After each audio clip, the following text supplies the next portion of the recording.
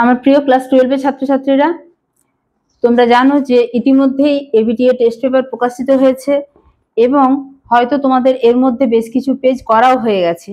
আমি নিজেও পেজগুলো সলভ করতে গিয়ে দেখছিলাম কোনো কোনো ক্ষেত্রে দু একটা অপশন ভুল আছে বা কোনো কোনো ক্ষেত্রে যে চারটে অপশন আছে সেই চারটে অপশনের মধ্যে উত্তরটা নেই। যাই হোক, সেগুলো দু একটা ভুল আলোচনা প্রসঙ্গে আমি সবগুলোই আলোচনা করব, তাই একদম ভিডিওটা প্রথম থেকে শেষ পর্যন্ত দেখবে। আমি বিগত 4-5 দিনের মধ্যে সমস্ত যে পেজগুলো আছে সেগুলো কমপ্লিট করে দেওয়ার চেষ্টা করব। আজকে প্রথম যে পেজটা অর্থাৎ AC26 সেটা আলোচনা শুরু করছি এবং অবশ্যই আলোচনা প্রসঙ্গে যেটা যেরকম ব্যাখ্যা দরকার হবে সেটাও করে দেবো। তার আগে একটা কথা বলে রাখি, তোমরা আমার চ্যানেলে গেলে অবশ্যই তোমাদের থার্ড সেমিস্টারের জন্য যে সমস্ত থিওরি ক্লাস বা এমসিকিউ, তোমাদের যে অনুশীলনী ভিত্তিক যে এমসিকিউ গুলো ছিল সমস্তই প্লে লিস্ট করে আলাদা করে দেওয়া আছে, অবশ্যই সেগুলো দেখে নিও। দেখো, AC26 পেজে যে 35টি কোশ্চেন আছে তার মধ্যে ফান্ডামেন্টালস অফ ফিজিক্যাল জিওগ্রাফি থেকে থাকবে 15টি question, fundamentals of human geography যেটা পার্ট বি সেখান থেকে থাকবে 10 নম্বরের প্রশ্ন বা 10টি, এবং যেটা ইন্ডিয়ান জিওগ্রাফি অর্থাৎ পার্ট সি সেখান থেকেও থাকবে 10 নম্বরের কোশ্চেন। আমরা এক এক করে আলোচনা করব। প্রথম কোশ্চেন আছে ক স্তম্ভের সাথে খ স্তম্ভ মিলিয়ে সঠিক বিকল্পটি নির্বাচন করো। এখানে প্রথমে দেখো প্যান্থালাসা, জোয়ারি বল, বৈষম্যমূলক অভিকর্ষজ বল, গ্লোসেপ্টেরিস, আর এদিকে যে খ স্তম্ভতে যে উক্তি বা বিবৃতি যাই বলো আছে, ভূখণ্ডের পশ্চিমমুখী সঞ্চরণ, ফার্নজাতীয় উদ্ভিদ, ভূখণ্ডের নিরক্ষরেখার দিকে সঞ্চরণ, অখণ্ড সমুদ্র। আমরা প্যান্থালাসা মানেই জানি অখণ্ড সমুদ্র। আর জোয়ারি বল জোয়ারি বল কিসের জন্য কাজ করে না, জোয়ারি বল সবসময় মহাদেশগুলোর পশ্চিম দিকে সঞ্চরণের জন্য। আর বৈষম্যমূলক অভিকর্ষজ বল সেটাতে মহাদেশীয় খণ্ডের নিরক্ষরেখার দিকে সঞ্চরণ ঘটে। তাহলে বুঝতেই পারছ যে সঠিক উত্তর হবে সি, এবং যেটা ডি গ্লোসেপ্টেরিস সেটা হচ্ছে ফার্ন জাতীয় উদ্ভিদ, অর্থাৎ যেটা এ তার সাথে 4, বি এর সাথে 1, সি এর সাথে 3 এবং ডি এর সাথে 2, তাহলে সঠিক উত্তর হচ্ছে সি। এরপরে 2 দাগের কোশ্চেন, কোন উপযুগে আটলান্টিক মহাসাগরের উৎপত্তি হয়? এটা হচ্ছে জুরাসিক যুগে আটলান্টিক মহাসাগরের উৎপত্তি হয়। পরের কোশ্চেন 3 দাগে ধীর প্রবাহী পুঞ্জক্ষয় প্রক্রিয়াটি হলো। ধীর প্রবাহী পুঞ্জক্ষয় সমস্ত বিসর্পণগুলোই, এখানে মৃত্তিকা বিপর্ষণ আছে, বিপর্ষণ নয় মৃত্তিকা বিসর্পণ অর্থাৎ বিয়ের দাগে, এটা হচ্ছে ধীর প্রবাহী পুঞ্জিত ক্ষয়। ছোট থেকে বড় কার্স্ট অঞ্চলের যে ভূমিরূপগুলো অর্থাৎ সবচেয়ে ছোট ভূমিরূপ যেটা বা সবচেয়ে ছোট গর্ত সেটা হচ্ছে সিংখোল, তার চেয়ে বড় গর্ত ডোলাইন, তার চেয়ে বড় গর্ত উভালা, তার চেয়ে বড় গর্ত হচ্ছে পোলজি। তাহলে সঠিক উত্তর হচ্ছে সি। পরের কোশ্চেন, হিমশিড়ির ট্রেড অংশে হিমবাহ গলা জল জমে তৈরি হয়। হিমশিড়ি পরপর এইরকমভাবে ধাপে ধাপে যে নামতে থাকে এই অংশটাতে, যেটা এই স্টেপের মতো অংশ, এই অংশটাতে জল জমে তৈরি করে কি প্যাটার্নস্টার হ্রদ, তাই সঠিক উত্তর হচ্ছে সি। পরের কোশ্চেন, একটা রসে মোতানের ছবি আছে, প্রদত্ত চিত্রে চিহ্নিত অংশে হিমবাহের ক্ষয় পদ্ধতির সঠিক বিন্যাসটি হলো।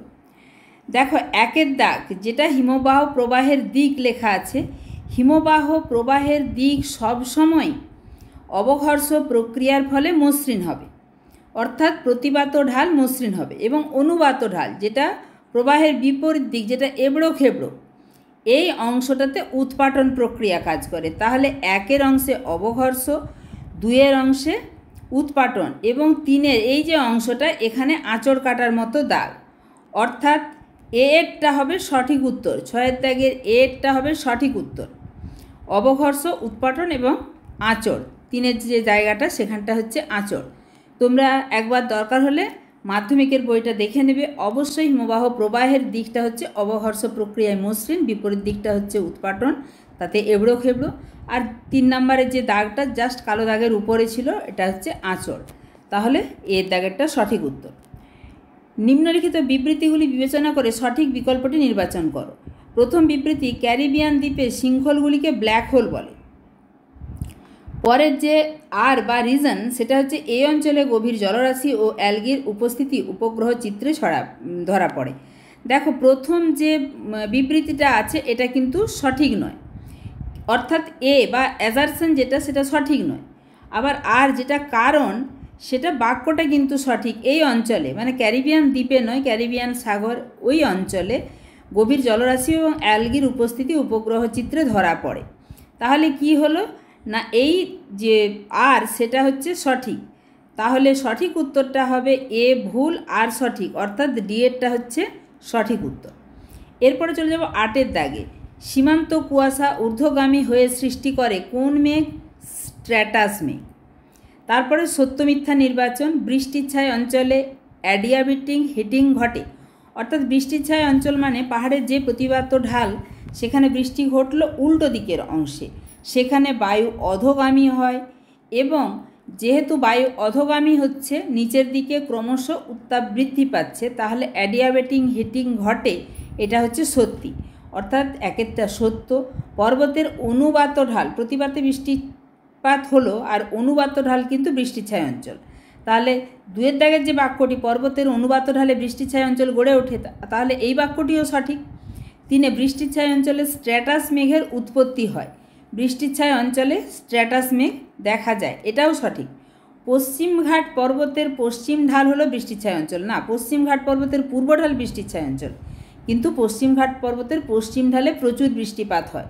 তাহলে এখানে সঠিক উত্তর হচ্ছে ট্রু ট্রু ট্রু এবং লাস্টেরটা ফলস, অর্থাৎ এটা সঠিক উত্তর। এরপরে চলে যাব সমুদ্র জলের উচ্চতা পরিমাপের ক্ষেত্রে যে যন্ত্রটি ব্যবহৃত হয় না তা হলো, এখানে যেহেতু আমরা রিভার্সিং থার্মোমিটার বা AMSRE বা CTP বা হাইড্রোমিটার দেখছি, এখানে সমুদ্র জলের উচ্চতা নয়, সমুদ্র জলের গভীরতা হয়। এখানে কথাটা হবে সমুদ্র জলের উষ্ণতা। উষ্ণতা পরিমাপক যন্ত্র যেটি নয় সেটি হচ্ছে হাইড্রোমিটার, কারণ এখানে হাইড্রোমিটারটা কি না ঘনত্ব নির্ণয় করা হয়, বাকি সবগুলোই কিন্তু উষ্ণতা পরিমাপের সঙ্গে যুক্ত। এখানে AMSRE এর পুরো নামটা একটু জেনে নিই। AMSRE হচ্ছে অ্যাডভান্সড মাইক্রোওয়েভ স্ক্যানিং রেডিওমিটার আর্থ অবজারভিং। যাই হোক, এটাতেও সমুদ্রের জলের যে উষ্ণতা সেটা বিভিন্ন সময়ের উষ্ণতা পরিমাপ করা হয়। সিটিপি নয়, এটা হচ্ছে কন্ডাক্টিভিটি টেম্পারেচার ডেপথ, অর্থাৎ সমুদ্রের গভীরে, এটাও তাপমাত্রা পরিমাপক। এই জন্যই বলছি যে এটা প্রশ্নটাতে উচ্চতা নয় উষ্ণতা হবে, কারণ রিভার্সিং থার্মোমিটারও আমরা জানি যে সমুদ্র জলের উষ্ণতা পরিমাপ করা হয়, তাহলে করা হয় না যেটার সাহায্যে সেটা হলো হাইড্রোমিটার। এরপরে চলে যাব 11-এর দাগে। 11তে যে বাম স্তম্ভ ডান স্তম্ভ অর্থাৎ ক স্তম্ভ খ স্তম্ভ, সেখানে আছে চুনময় প্রাণীজ অবশেষ, চুনময় উদ্ভিজ্জ অবশেষ, সিলিকাময় প্রাণীজ অবশেষ, সিলিকাময় উদ্ভিজ্জ অবশেষ। খ স্তম্ভতে আছে সামুদ্রিক শৈবাল, টেরোপড, ডায়াটম, রেডিওলেরিয়ান। দেখো এখানে চুনময় প্রাণীজ অবশেষ যেটা, সেটা হচ্ছে কি না টেরোপড। আমরা জানি যে টেরোপড হচ্ছে চুনময় প্রাণীজ অবশেষ, আর চুনময় উদ্ভিজ্জ অবশেষ যেটাকে ক্যালকেরিয়া অ্যালগি বলা হয়, চুনময় উদ্ভিজ্জ অবশেষ সেটা হচ্ছে সামুদ্রিক শৈবাল।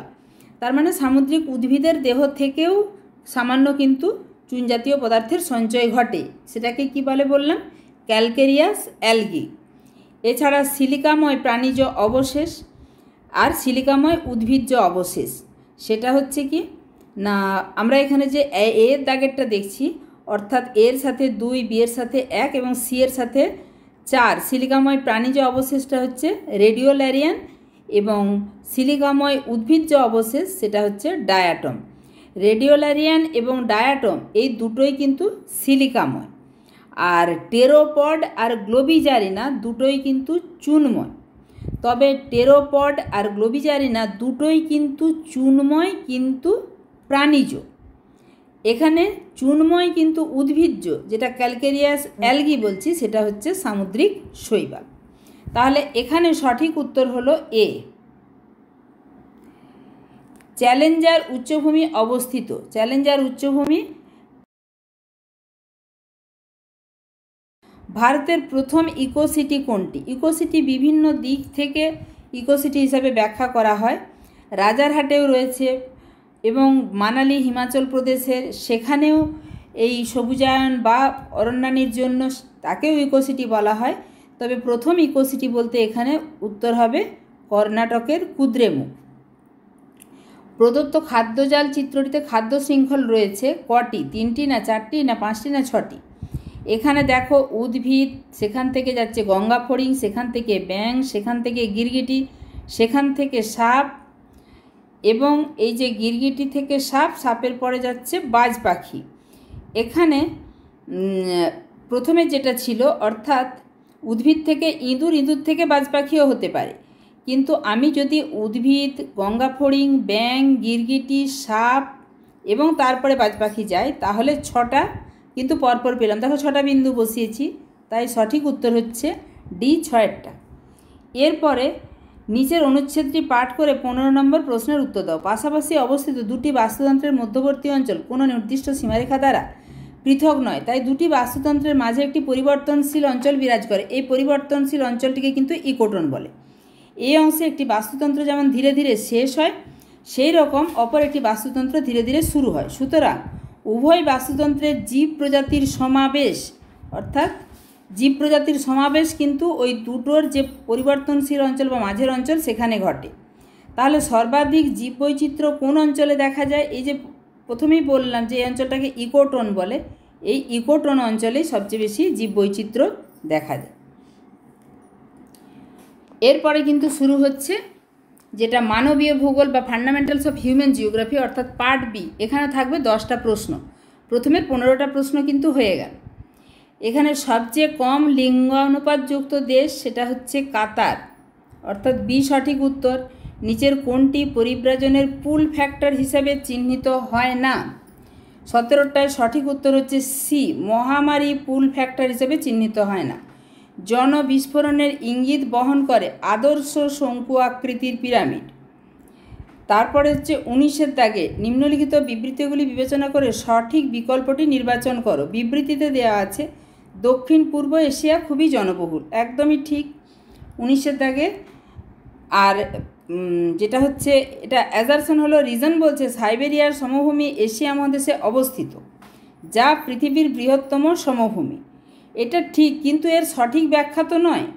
আমরা জানি সাইবেরিয়া সমভূমি এশিয়া মহাদেশে অবস্থিত এবং পৃথিবীর বৃহত্তম সমভূমি, কিন্তু এটা এর ব্যাখ্যা নয়। তাই সঠিক উত্তরটা হবে বি, অর্থাৎ এ সঠিক কিন্তু আর তার সঠিক ব্যাখ্যা নয়। এরপরে চলে যাব 20 দাগে, জিওগ্রাফি অফ পপুলেশন গ্রন্থের রচয়িতা। সঠিক উত্তর ডি, বিজু গার্নিয়ার। এরপরে আছে বাম স্তম্ভ ডান স্তম্ভ মেলানো, ইওপলিস, মেট্রোপলিস, টিরানোপলিস, নেক্রোপলিস।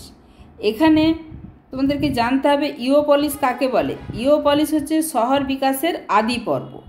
মেট্রোপলিস কোনটা? মেট্রোপলিস হচ্ছে নগরের বৃহত্তম রূপ। টিরানোপলিস হচ্ছে, এবং নেক্রোপলিস যেটা সেটা হচ্ছে মৃতপ্রায় ও ক্ষয়িষ্ণু শহর, অর্থাৎ সি এর সাথে ম্যাচ করছে। এরপরে 22-এর দাগে ভারতের একটি প্রতিরক্ষা শহর, অবশ্যই বিশাখাপত্তনম একটি প্রতিরক্ষা শহর। সত্য মিথ্যা নির্বাচন করো। নিত্যবহ নদীর 2 তীর বরাবর গড়ে ওঠে রৈখিক বসতি, বাক্যটি সঠিক। আফ্রিকার জুলু উপজাতিদের বৃত্তাকার বসতিকে ক্রাল বলে, এটাও সঠিক। কেন্দ্রিক ক্রিয়াকর্মভিত্তিক গ্রামকে সবুজ গ্রাম বলে, এটাও সঠিক, অর্থাৎ পরপর ট্রু ট্রু ট্রু। অরণ্যভিত্তিক ক্রিয়াকর্মভিত্তিক গ্রামকে সবুজ গ্রাম বলে। জলবিন্দু বসতি বন্যাপ্রবণ অঞ্চলে গড়ে ওঠে না, এখানে শুষ্ক বিন্দু বসতি গড়ে ওঠে। তাহলে এইটা হচ্ছে এফ, অর্থাৎ 23-এর দাগের সঠিক উত্তর হচ্ছে ডি, যেখানে ট্রু ট্রু ট্রু তারপরটা ফলস আছে। এরপরে চলে যাব নিচের অনুচ্ছেদ পড়ে 24 এবং 25 নম্বর প্রশ্নের উত্তর বিকল্পগুলি থেকে নির্বাচন করো। এখানে তোমরা অনুচ্ছেদটি পড়ে নিবে। ক্ষুদ্র ও বিচ্ছিন্নভাবে গড়ে ওঠা গ্রামীণ বসতিকে হ্যামলেট বলে। এই গ্রামীণ বসতি স্যাটেলাইট ভিলেজ নামে পরিচিত। সাধারণত দরিদ্র প্রান্তিক শ্রেণীর মানুষ বসবাস করেন, সেখানে গৃহের সংখ্যা অনধিক 10 পর্যন্ত হয়। এই বসতি ধর্মভিত্তিক হয় ও ক্রিয়াভিত্তিক সাদৃশ্যতা বজায় থাকে। পূর্বতন উত্তর কলকাতার আহিরিটোলা, অন্ধ্রপ্রদেশের আরাকু ভ্যালি, পাপুটোলসা পূর্ব উত্তরপ্রদেশ, মধ্যপ্রদেশে এই বসতি রয়েছে। এদের নামের সঙ্গে টোলা বা টুলি ইত্যাদি যুক্ত থাকে। 25-এর দাগে হ্যামলেট বসতিগুলি সম্পর্কে যে বিষয়টি সঠিক নয় যে বিষয়টি সঠিক নয় সেটি হচ্ছে ডি এর দাগে, অর্থাৎ যোগাযোগ ব্যবস্থা উন্নত। একদমই যোগাযোগ ব্যবস্থা উন্নত নয়। তাহলে যে বিষয়টি সঠিক নয় সেটি কোনটি? না যোগাযোগ ব্যবস্থা উন্নত। একটি হ্যামলেট বসতির উদাহরণ হলো, এখানে দেখো সবগুলোই উদাহরণ আছে, যেটা নেই সেটা হচ্ছে ঝাড়খণ্ডের মেঘাতুবুরু।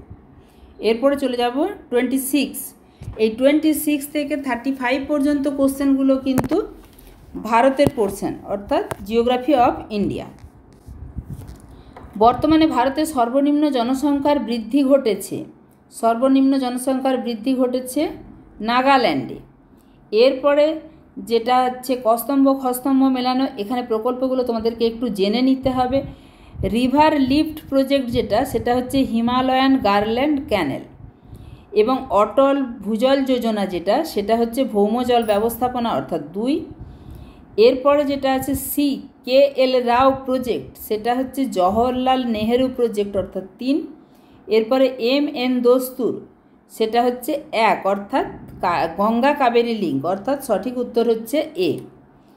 এরপরে হচ্ছে তামিলনাড়ুর নেভেলি ড্যাশ কয়লার জন্য বিখ্যাত। এটা একদম তোমরা 9-10 থেকেই পড়ে আসছো, লিগনাইট কয়লার জন্য বিখ্যাত।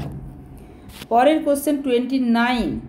ভারতের শস্য সমন্বয় অঞ্চলের সংখ্যা হচ্ছে 15টি। এরপরে সত্য মিথ্যা নির্বাচন আবার আছে 30-এর দাগে। বিকল্পগুলি থেকে সঠিক উত্তর নির্বাচন করো। ভারতে অন্তর্দেশীয় জলপথের প্রধান কার্যালয় নয়ডা। উত্তর পূর্ব সীমান্ত রেলের প্রধান দপ্তর মালিগাঁও। ভারতীয় ডাক ব্যবস্থার লোগোতে নীল সাদা রং থাকে। মুম্বাই থেকে এলিফ্যান্টা রজ্জু পথে যুক্ত। 30-এর দাগে যেটা, সেটা প্রথমের বাক্যটি সঠিক, দ্বিতীয় বাক্যটিও সঠিক, তারপরেরটি ভুল, তারপরেরটি সঠিক, অর্থাৎ সঠিক উত্তর হচ্ছে সি। এরপরে চলে যাব 31।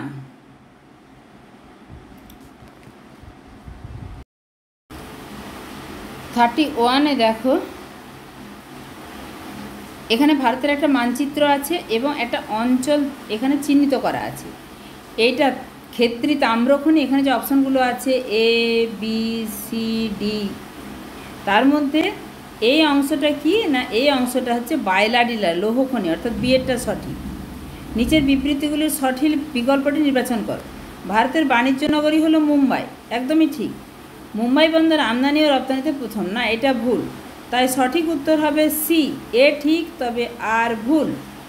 33-এ ভারতের অর্থনৈতিক উদারীকরণের নীতি গৃহীত হয়, অপশন ডি সঠিক, 1991 সালে।